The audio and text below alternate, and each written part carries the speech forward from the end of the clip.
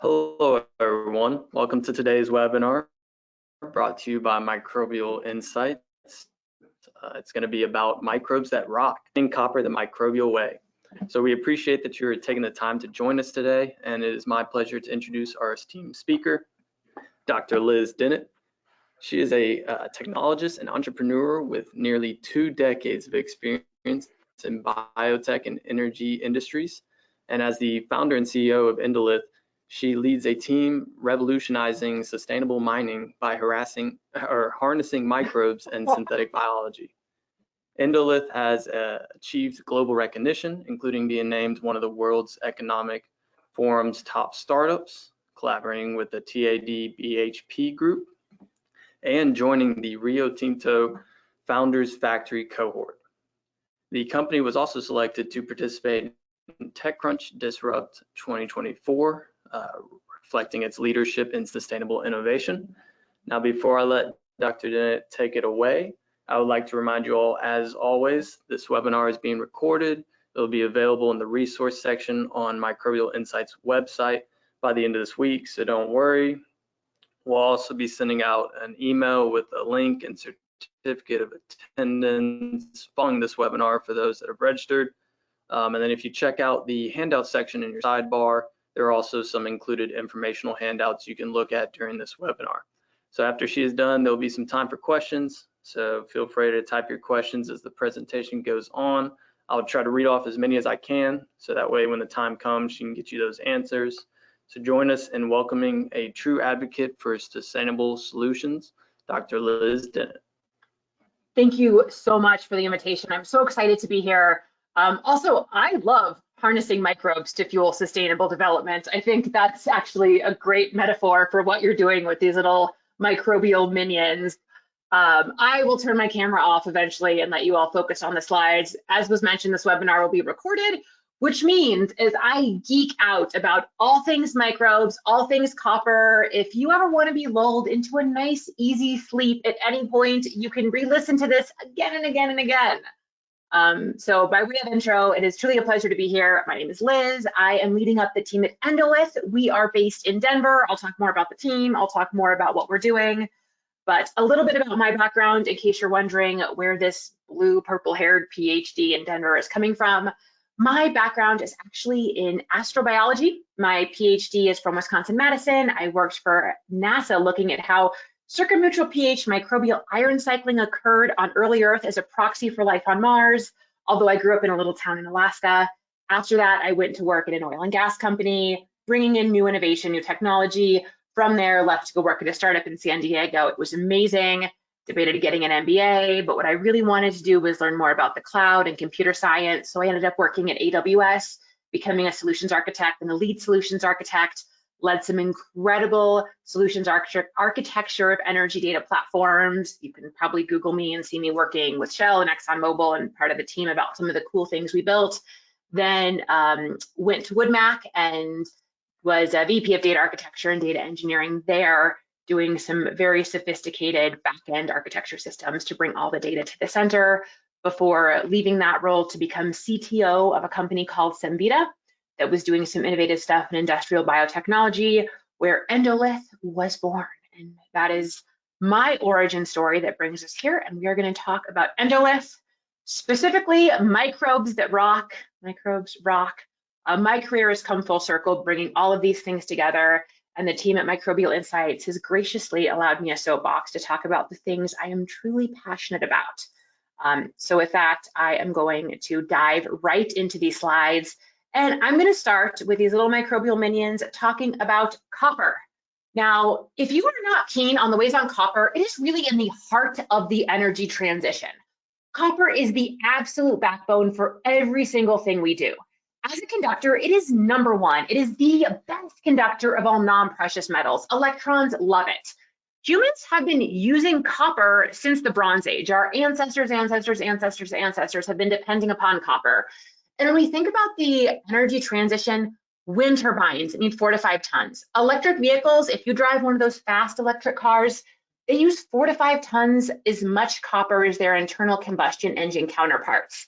So it is really the fiber, the heart, the backbone of absolutely everything. But with that, it's really a double-edged sword. Now, if you look at all of the copper us humans have used since the beginning of human civilization, we're going to need more than that between now and 2050. We need so much copper. And most of the copper that's easy to get to, our ancestors have already used, in things like the Bronze Age. So we're left with 70% of that copper in low-grade ores. These are things like chalcocite, chalcopyrite, energite, tennantite. First off, if you're attending and you know what those ore names are, like Gold Star, print out that attendance certificate. You can literally put gold stars next to it. But it means those easy to extract ores, those things that our ancestors have been using, we've actually extracted those. Those are probably what is powering the lights when you turn them on and the conductive backbone of your house or your office. So the things we're left with, these are really challenging. These are things like primary sulfides. And with that comes a lot of opportunity, and that's where we're really teeing in as Endolith. Now I'm gonna take a little bit of an orthogonal approach here, and we're gonna talk about pyrometallurgy versus hydrometallurgy. If you are ever on Jeopardy, it is Tournament of Champions week right now, and these come up, you will have all the facts that you need to know to probably rock Jeopardy. So for centuries, we've extracted copper by smelting, but the process isn't suitable for these low-grade ores. And smelting, or that pyrometallurgical process, it's a high energy consumption. It has a lot of CO2 and NOx emissions, and it is really only used for those high grade ores. So instead, now what we're looking at for these low grade ores is a process called hydrometallurgy, also known as heap leaching. So this is where you have those things, those low grade ores, things that typically are like less than 1% or 0.5, or in reality 0.25% copper. It requires 50% less energy, generates about 75% fewer emissions. And what essentially mining companies do is they take those low-grade ores, they crush them up really small, and they pile them up in these massive heap leaches. And then, for lack of a more appropriate term, they spray them with embedded sprinkler systems with sulfuric acid. That sulfuric acid creates a low pH environment that breaks down the minerals. One of the main minerals is pyrite. Think back to 2 minutes ago when I mentioned my PhD was in microbial pyrite oxidation. So it breaks down pyrite, and then by breaking down that pyrite, creates a cascade of reactions, eventually leading to liberation of copper from things like chalcopyrite. It's a very complex dance that requires changes to temperature, to EH, to pH, to a lot of really cool interfacial biogeochemical reactions. And if you're tuning in, you may suspect that anytime there are complex cascades of reactions, microbes can play a key role. So that's where Endolith comes in. When we're talking about these 70% of copper trapped in low-grade ores, that's where we have this industrial biotechnology platform I'm going to talk about. We plug and play with these existing hydrometallurgical heap leaches to unleash millions of tons of copper globally per year. So this is the challenge. You are also ready to take on Tournament of Champions or maybe Celebrity Edition Jeopardy with this knowledge. Real quickly though, the mining industry has been trying to use microbes for decades and decades. If you go back into the primary literature, a lot of companies, a lot of academic institutions have been trying to use microbes to get more copper out, and not just copper, to get more gold out, to get a lot of these critical minerals out. And it's been varying successes. Some of these applications have worked pretty well, but in copper, it hasn't actually worked that well uniformly. If you ever want to know more about the history, feel free to drop me a line and we can have a virtual cup of coffee, or if you're in Denver, a physical cup of coffee, and I can give you all kinds of opinions and we can chat about this. What we are doing at Endolith, to be truly candid, is we are standing on the shoulders of giants. We are combining a lot of that work that has been done with a lot of technological advances that really only make this company possible to have existed starting last year. So we combine deep mining expertise. I'll talk about our team later, but we have combined mining industry expertise of hundreds and hundreds of years between the company itself and our advisory board. We also have this pretty significant cloud native platform that we've built based on a lot of the data architecture and cloud architecture best practices that I've helped develop with my time at AWS. And we have some pretty unique genomics and synthetic biology tools. We are going to talk in depth about the genomic tools. In terms of synthetic biology, we have the capability to use targeted gene approaches, things like CRISPR, things like Cas9. We are not using those right now, though. Instead, we are using things like adaptive laboratory evolution. If you're not familiar with that, you can think of it like Olympic training camp for microbes. You can take microbes, microbial communities, and slowly put them around a stimulus. Things like water getting saltier and saltier, more and more arsenic concentrations. And through a variety of targeted approaches, they can survive and thrive in those conditions. So if you need to mine in an area where you have limited fresh water, we have microbial communities that don't just survive in saltier or brackish waters, they actually thrive in saltier or brackish waters.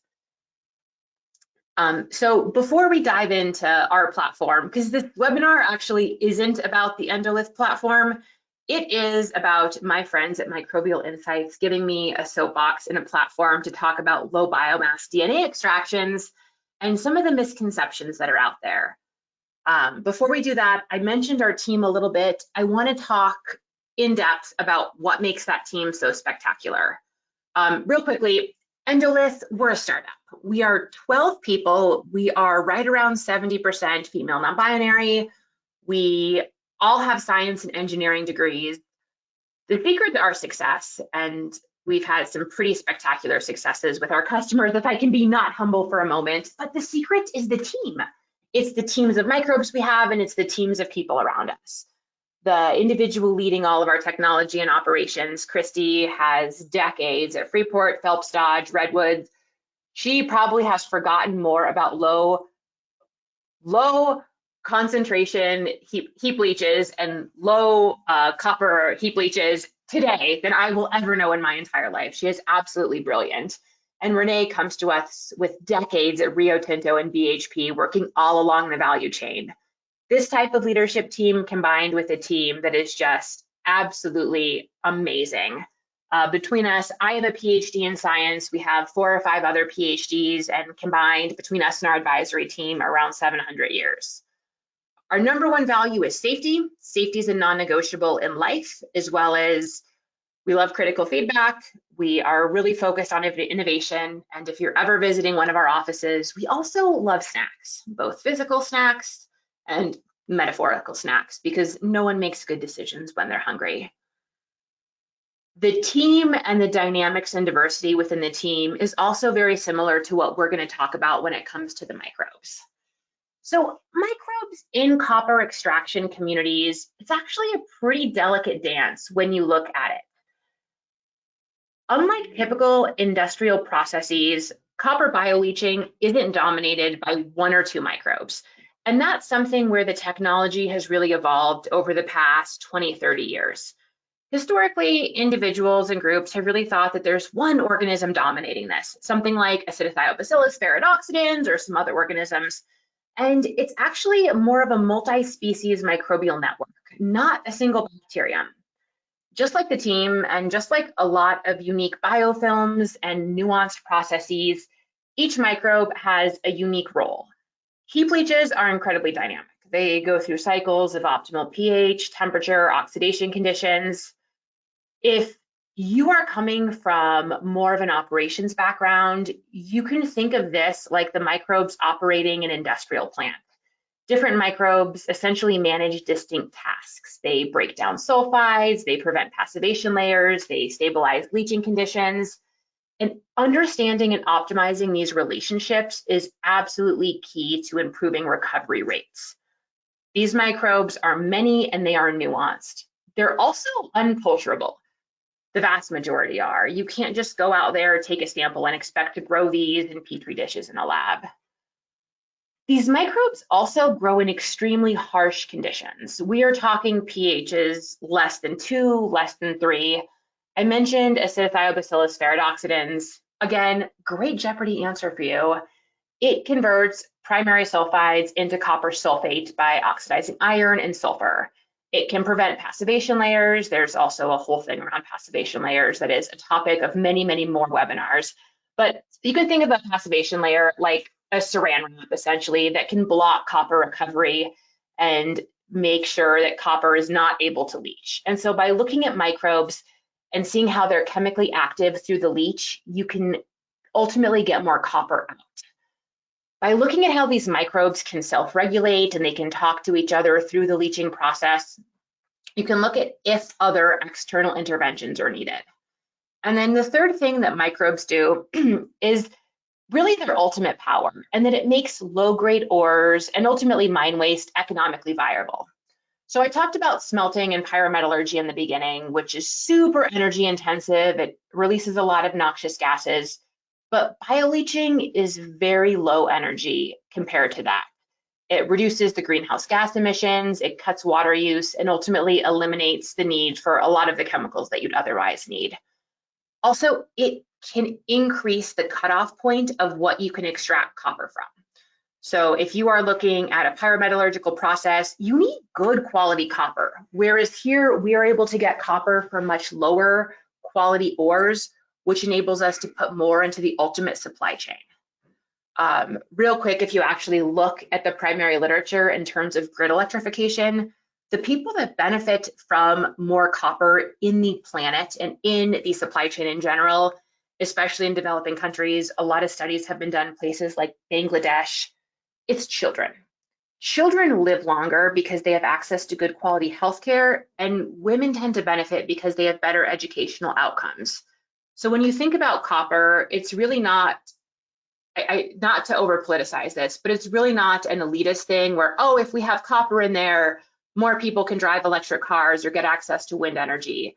It really is by having access to more copper and more of these critical minerals, especially in a sustainable way, more people in developing countries get access to life and to the ability to do things like go to school, which is something that you don't frequently think about when you're thinking about the holistic copper supply chain. I mean, maybe you do. For me, it was very interesting.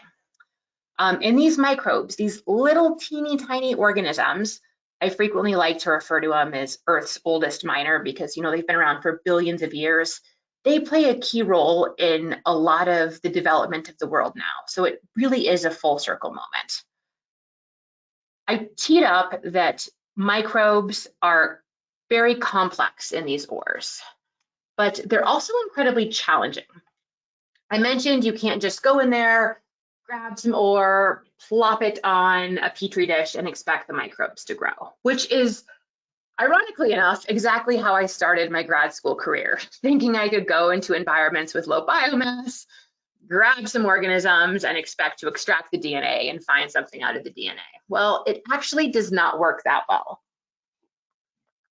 And that's what I really appreciate about the team at Microbial Insights. I've had many conversations with Sam and other members of the team about why low-grade ores and environments with low biomass are so tricky. If you are not keen and not thinking about DNA, microbes have one genome, or they have one long strand of DNA that's coiled around itself, one big chromosome, and then they have other extra chromosomal bits called plasmids. In environments with high amounts of DNA, things like soil, things like the human gut, things like any ponds that are slimy or anywhere you can smell sulfides like oceans or brackish environments, if you can see cool microbial colors, you probably have a high biomass environment and there will be a lot of DNA. There may be some inhibitory molecules and you may have to work around the chemistry there, but if you have a lot of DNA in general, you have enough signal to noise that you're going to have a good time. However, environments like mining ores have incredibly low biomass to begin with. In a previous life, I was privileged enough to work at a company called Biota. We were doing DNA extraction from oil and gas wells, where you would drill down 10,000 feet and we would have to get DNA off of cuttings from oil and gas wells and also produced fluids. Incredibly low biomass.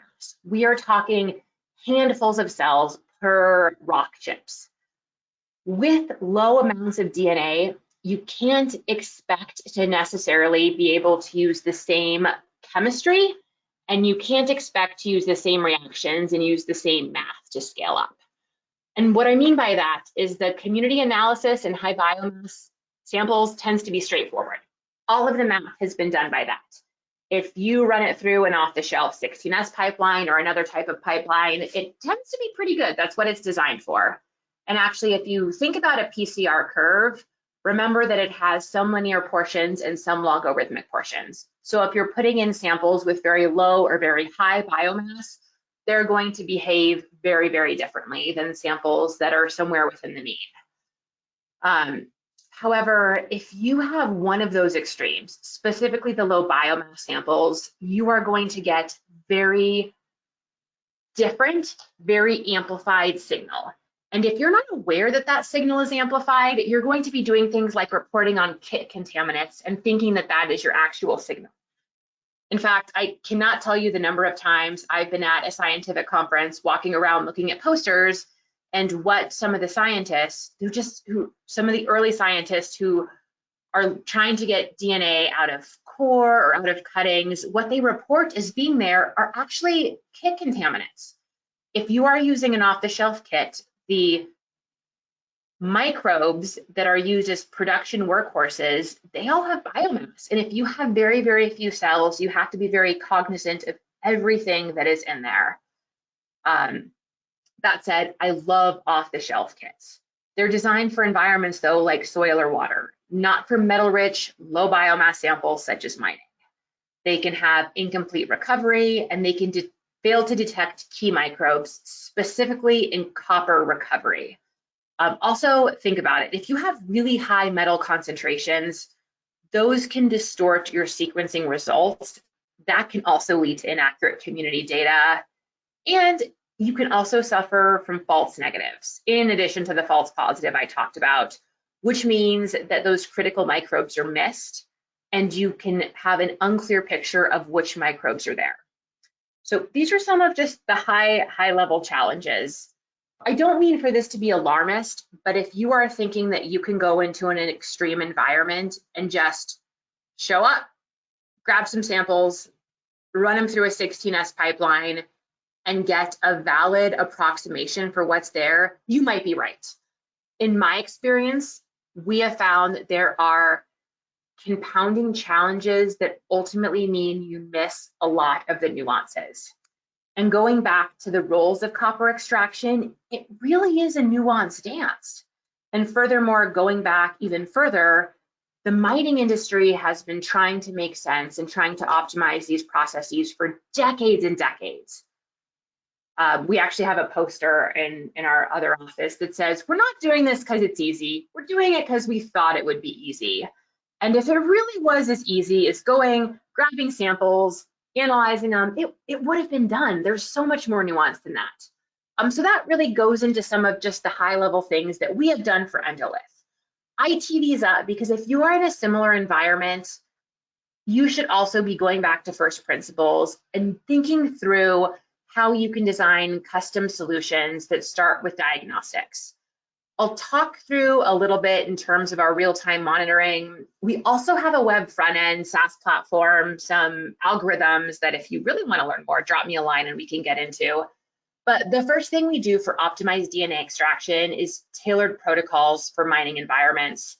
They're designed to overcome inhibition challenges, but also really quantify what's going on. We can do DNA, we can do RNA, we can do all kinds of samples. It's not something up until this webinar I have publicly talked about, and it's not something that as a company we normally lead with. Just like the team at Microbial Insights, who is absolutely fantastic at this, it is just a key part of what the absolute workflow looks like. For us though, where we add the most value is in our custom cloud platform. So Volta is the name of our database. And with that, we integrate field data, lab data, proprietary algorithms. So everything I've talked about to this point, all of the DNA extraction, all of the work going into it, that's actually not our product, that's not our solution. That is one part of a multi-pronged strategy. What we do with that is integrate it with all of this other data to give actionable next steps. So let's take a look at how that actually looks in the field. What we do is I teed up, I mentioned we're this drop-in solution for these heap leaches. Well, what we do with these heap leaches is we start with biodiagnostics.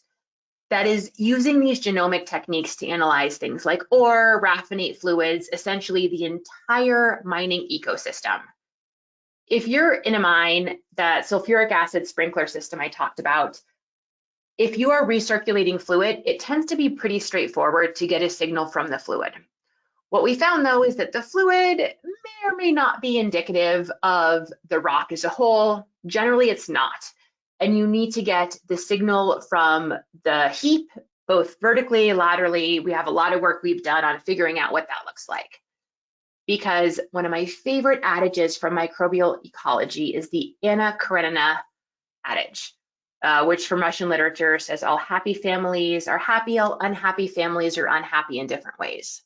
Said differently, it says that all happy heap leaches, all happy microbes and environmental microbe samples are happy, but all dysbiotic samples have a degree of dysbiosis in their own way.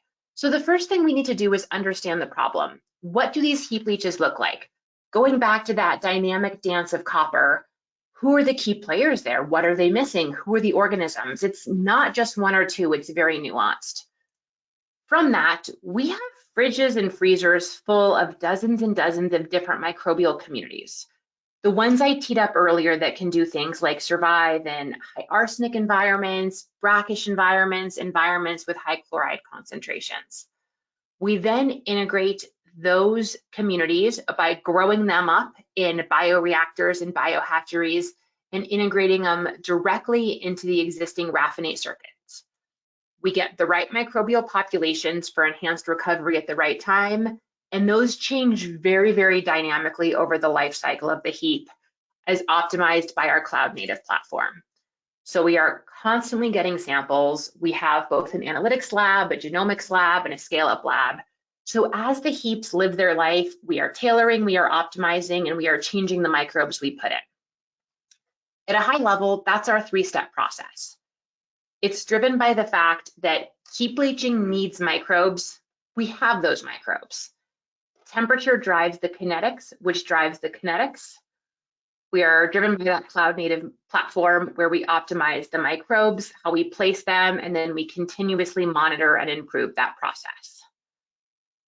In terms of where we are as a company, we've analyzed over 1,000 samples to date. That number is actually significantly higher since I made this slide back in December.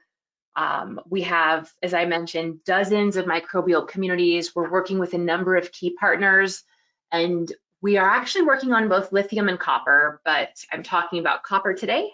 We have a web platform, and we're headed to the field in the next few months. In case you're curious about some of the other pieces, we've had a few wins lately and a few pieces around the commercial traction. These are great, but they're not at the technical core. The technical core is driven by the microbes and the cloud platform. And right now as a company, where we are is we are focused on industrial biotechnology with copper, looking for field deployment partners. So if you are listening and you are like, hey, I actually have a copper heap leach, I would love to send you samples. I would love to see if we could deploy this to some column tests. Here on the picture on the left, you see one of our amazing team members with some of our columns in our lab. We are exploring lithium clays. We have some work there as part of the Alaska Critical Mineral Association, but we are laser focused on heading to the field in low-grade copper ores. And we will be raising our Series A funding here in the next few months. So I wanted to save plenty of time for questions and also give you guys more time in case I probably spoke at too high or too low of a level around kits and backgrounds and things like that. But my ask for you is if you are in the mining space, specifically around copper, and want to learn more, please reach out. Or if you just have questions or are passionate about this stuff, please reach out. Here's the team again. We're really focused on turning low-grade copper ore into high-value copper starting today. And with that, I am going to pause and pull up the chat and take questions. You can always email us at info@endolithmining.com. I am also Liz, L-I-Z, at endolithmining.com. Also, please connect with me at LinkedIn. I'm Liz Dennett, D-E-N-N-E-T-T. So with that, please go ahead and you can post your chat in here. Thank you so much for that presentation. I love the energy as well as the educational aspect.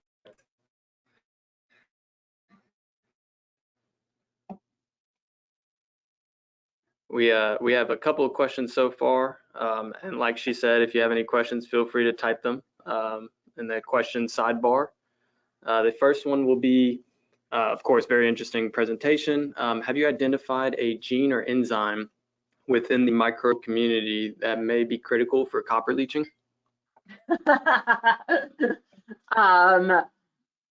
I will say that we have identified a lot of things. Yes, the bit about copper leaching is it's really not just about, so there's two pieces here. And just to be very candid, part of me, the CEO, wants to be like, oh, I don't know, let's take this offline. But the reality is, to get more copper at scale, it's not really about the gene or the enzyme. It's not about that one thing that can do it. It is about how you do it at scale, because these heap leaches are absolutely massive. So many organisms contain a lot of genes that can help and do it faster. Copper leaching in general is about increasing the temperature. It's about bringing down the pH, and how the organisms do those quickly and together and with some degree of synergy, which is a very overused buzzword right there. So yes, there are genes that play roles in all of those pieces. Getting all of those to fly in the same formation with microbial communities is really where the artistry is. Gotcha. And you mentioned increasing that temperature. Another question was, do you see any similarities with extremophiles in hot springs or deep sea vents? Oh, that is a great question.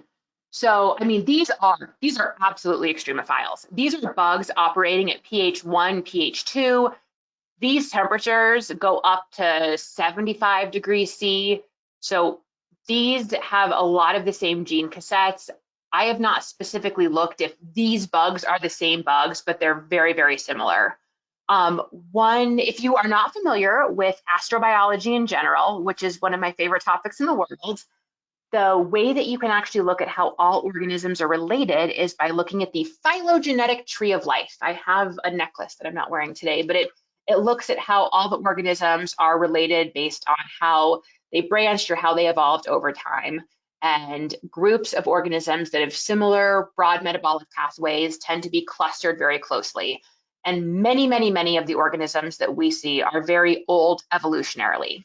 So for instance, iron oxidation and iron reduction are some of the oldest metabolic pathways on the planet. These go back billions and billions of years. And that's what we are looking at. We're looking at a lot of iron oxidizers, to a lesser extent, iron reducers. And those more ancient metabolisms also do tend to be found in extreme environments because they've been around so long and they've survived so many of the extreme events on Earth. One example of an extreme event was the late heavy bombardment. It occurred right around, I want to say, 3.5 billion years ago, but it is when the outer surface of the planet got bombarded with a bunch of space debris that came in, and the crust mostly liquefied, it almost entirely liquefied, but microbes still survived. And so the microbes that still survived and went on to still become the ancestors of the microbial life that's around today, those are mostly iron oxidizers. And a lot of the extremophiles we see today have their earliest lineages traced to the ones that survived the late heavy bombardment. Fun astrobiological fact. I'm just going to keep throwing out some Jeopardy tidbits for you here and there. Well, that was a great answer. And it's amazing how much everything is connected in the grand scheme of things. So the next one is, has this method of copper recovery been considered at any landfill sites? They're just kind of wondering if that technology could be used in some way. So we are not targeting landfill sites right now. We are looking at tailings and looking at end of life for mines. Landfills can be a little bit trickier just because of, depending on how, if the landfills are lined, what they're in. I do have some colleagues that are at a company called Phoenix, not Phoenix Materials. There's a different Phoenix company, and they're actually looking at landfill waste to turn it into concrete. If you ping me, I can connect you with them, which is really interesting because since landfills are more unregulated, it tends to be a hodgepodge of everything, whereas tailings and end-of-life mines are a great place to deploy this kind of technology. Indeed. Another feasibility question. Someone was wondering about the commercial feasibility of copper heap leaching, sort of because most of the pilot heap leach projects in Africa, particularly in Zambia, have been abandoned or suspended. Oh, copper heap leaching is massive. The largest copper heap leaching is Morenci. It's in the US by Freeport. It's huge in Chile. This is a very mainstream way to get copper out, and it's only getting larger and larger. One of the largest challenges right now is it takes about 16 years from copper discovery to getting first copper. We are seeing this type of methodology emerge specifically in our backyards, more broadly in North and South America. There's been even more discoveries recently in the US, where with the projected upcoming forecasts around permitting, we expect there to be even more. And this is a much more environmentally friendly way to get copper out. But Freeport has Morenci, there's Escondida that BHP has. This is a very broad and well accepted form of leaching. Great answer. So how would acid volatile sulfides affect the bioleaching process? So do extremophiles have high tolerance towards sulfide toxicity or anything related to that? Great question. So it is going to depend on the ore type.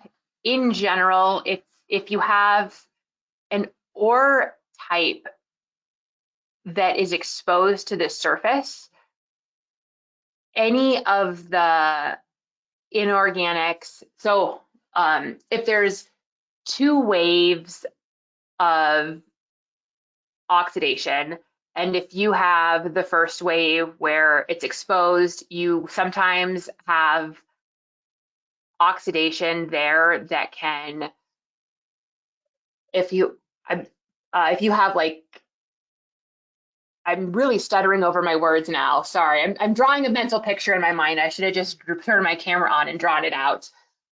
Microbes can oxidize both iron and sulfur, depending on the type of ore and what the actual mechanisms are, the pH of the environment, other cations, anions. It can depend. In general, microbes tend to be really robust. What I was trying to say in a very less elegant way is primary abiological processes typically have a limited effect on the microbes, and even if they do have a broad effect on the microbes tend to be pretty hardy and can come in because there's a lot of fluid flow in these heap leaches. Of course, yeah. So a lot of people are saying interesting presentation and they're thanking you a lot. The next question, as a company which has technology with potential to be applied overseas, is there any issue in applying those microorganisms on mining sites from different countries, for example, like environmental concerns or restrictive policies in those corresponding countries? So as I mentioned, safety is our #1 core value. We work a lot with domestic and international colleagues to make sure that we're doing everything up and up. We also never plan to own and operate our own mines. We're always going to go through mining operators that are going to take point and help us figure out the best way to do things. Companies like Rio Tinto, companies like BHP. So at this point, since we are not using gene modification techniques, things like CRISPR and Cas9, the policies are different. Since most of these are environmental organisms, things are different and they're much more relaxed. That said, safety is #1, and we are always double and triple and quadruple checking to make sure that we are operating on the up and up, because there's no take backsies when it comes to safety. And the worst thing that could ever happen is anyone or any environment having any accidental damage. Exactly. Safety should never be risked at all. Nope. We're going to do one last question. and it's sort of about the preference for your processes. Is there any preference about copper sulfide rather than oxide? Ooh, we love sulfides. We love, love, love, love sulfides. Oxides, you can treat all kinds of different ways. Sulfides are the tricky, tricky biscuits that we absolutely love. Give us the chalcocite, give us the chalcopyrite, give us all of those fun ones. If it's keeping you up at night because you can't figure out how to get the copper out, send it our way. Amazing. Well, once again, thank you so much for your This was presentation. fun. I love the energy. It was educational, and we look forward to anybody else that has any questions. You can either email info@microbe.com, or of course you see on the screen, you can email info@endolithmining.com as well. Thank you all for attending. And without further ado, we will go ahead and end this, and thank you once again. Thank you.